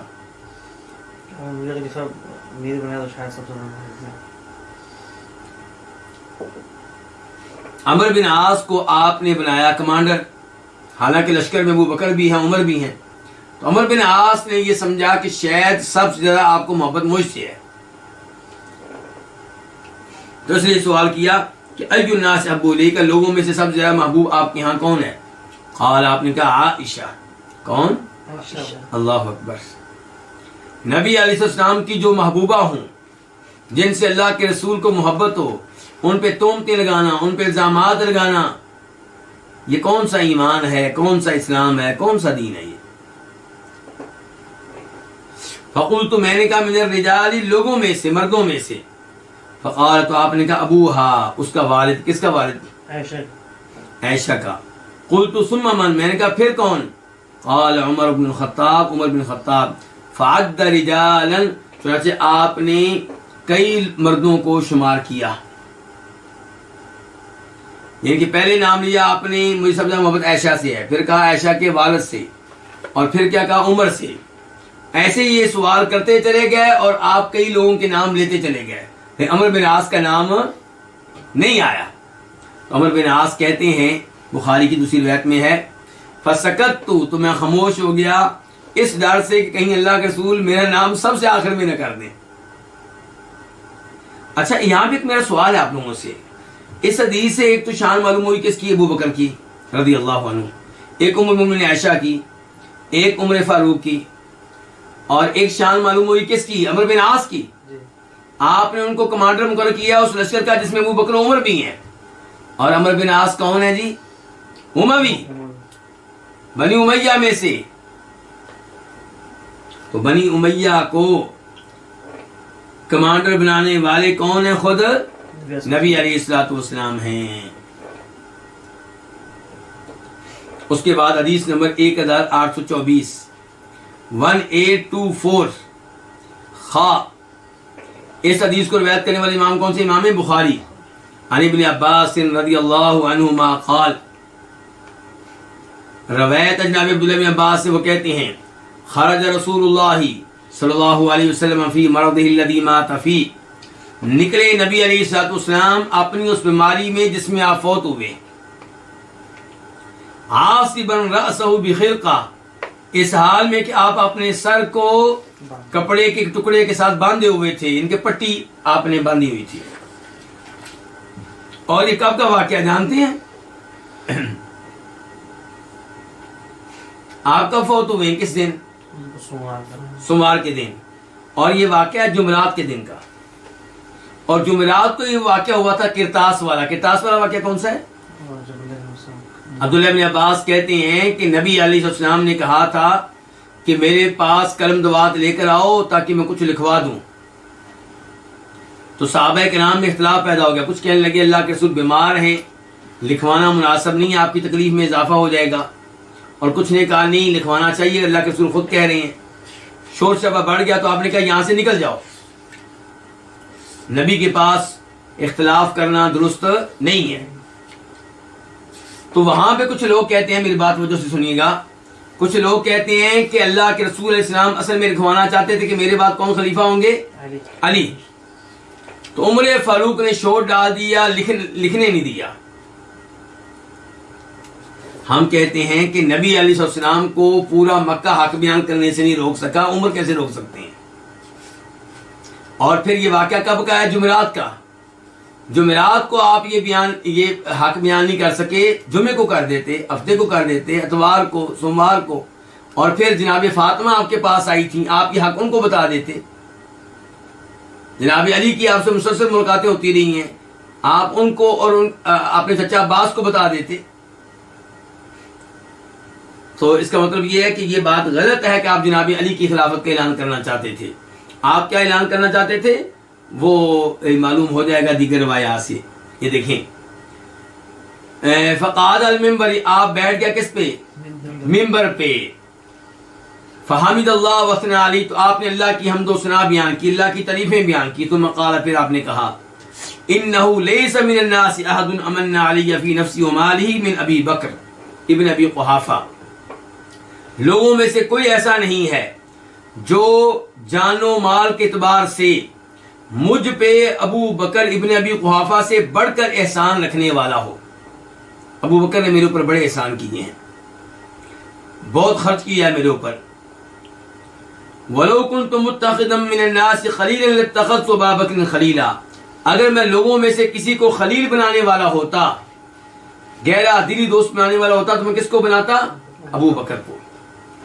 ولیکن خلۃ الاسلام افضل، لیکن اسلامی جو دوستی ہے وہ بہت بڑی چیز ہے، وہ بہت افضل ہے، یعنی کہ میرے کے درمیان اسلامی خلت موجود ہے.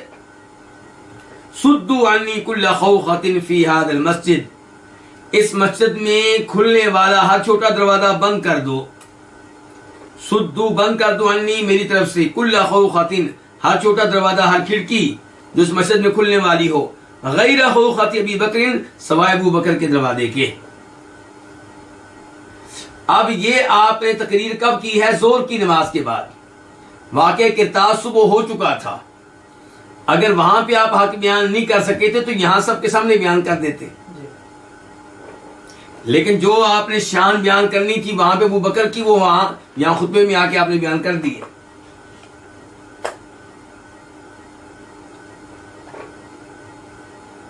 حدیث نمبر 1825 1825 میم، امام مسلم روایت کرنے والے اس حدیث کو، عن عائشہ قالت، روایت ام المؤمنین عائشہ سے، وہ کہتی ہیں قال علی رسول اللہ صلی اللہ علیہ وسلم، مجھ سے کہا نبی علیہ السلام نے اپنی بیماری میں، کس سے کہا؟ ام المؤمنین عائشہ سے، کہ ادعی لی ابا بکر و اخاکی، میرے لیے بلاؤ ابو بکر کو اور اپنے بھائی کو، ان کو میرے پاس بلاؤ، حتی اکتب کتابا، یہاں تک کہ میں ایک تحریر لکھ دوں، فإنی اخاف ان یتمنی متمنن، مجھے ڈر ہے کہ آرزو کرنے والا، کوئی آرزو کرنے والا آرزو کرے گا، اقتدار کی آرزو رکھنے والا، وَيَقُولَ قائل، اور کہنے والا کہے گا، انا اولا، کہ میں زیادہ حقدار ہوں، کس کا؟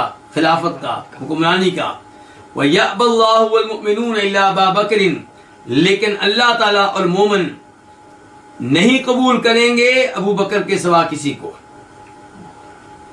اللہ تعالیٰ بھی انکار کرتے ہیں، مومن بھی ابو بکر کے علاوہ ہر ایک کا انکار کرتے ہیں، کسی کو قبول نہیں کریں گے۔ تو یہاں پہ تو وضاحت کر دی آپ نے کہ آپ کیا لکھوانا چاہتے تھے، کیا لکھوانا چاہتے تھے آپ؟ ابو بکر کی خلافت کے بارے میں، لیکن پھر آپ نے کہا کہ کوئی بات نہیں، میں ان کو، یعنی کہ آپ نے باقاعدہ ابو بکر صدیق کی خلافت کا اعلان نہیں کیا، لیکن اشارے بہت دے دیے، اشارے بہت دے دیے کہ میرے بعد خلیفہ کون بنیں گے؟ ابو بکر صدیق رضی اللہ عنہ بنیں گے۔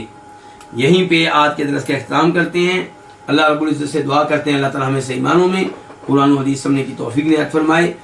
اور آخر میں آپ سب سے گزارش کروں گا، ہمارے ایک بڑے قیمتی بھائی ہیں روش بھائی، علم کا بہت اہتمام کرنے والے، قرآن و حدیث کے علم کے ساتھ بہت لگاؤ رکھنے والے، دعا کریں کہ اللہ تعالیٰ ان کو عافیت دے، ان کو صحت دے، ان کی وائف کو صحت دے، تندرستی دے، عافیت دے، اور اللہ ان کو نیک اولاد عنایت فرمائے، اللہ ان سے دین کا بہت سارا کام لے، اللہ ان کو ہمت دے، اللہ ان کو استقامت دے، اللہ ان کو توفیق دے، اور اللہ ان کی کمزوریاں دور فرمائے، اور اللہ تعالیٰ انہیں علم و عمل کا مجموعہ بنا دے، ان کی مشکلات آسان فرما دے۔ وصلی اللہ تعالی علی نبینا محمد وعلی آلہ وصحبہ اجمعین۔